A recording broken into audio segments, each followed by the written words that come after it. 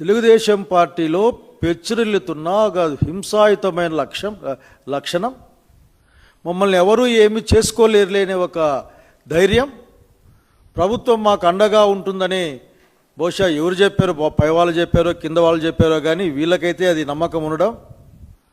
అసలు ఏం చేయాలనుకుంటున్నారు ఈ రాష్ట్రాన్ని?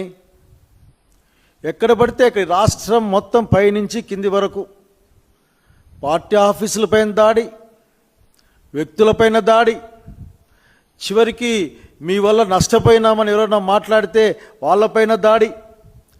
అంటే బెదిరించి ఈ రాష్ట్రాన్ని కంట్రోల్ చేద్దాం అనుకుంటుంటే అది ఎప్పటికి కూడా అది నెరవేరదని చెప్పాలనుకుంటా ఉన్నాం. ఇట్లా దాడులకు వైఎస్ఆర్సీపీ కార్యకర్తలు ఎవరు భయపడరు. ఇక్కడ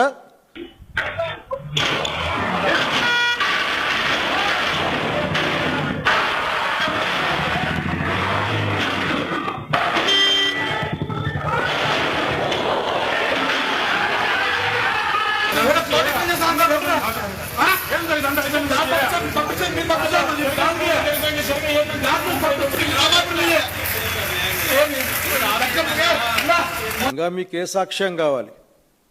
మళ్ళీ మీరు ఎంక్వైరీలు అంటారేమో, లేకపోతే ఎమ్మెల్యే గారు ఉత్తర్విస్తే తప్ప మీరు కేసులు పెట్టరేమో. తక్షణం స్పందించమని డిమాండ్ చేస్తూ ఉన్నాను.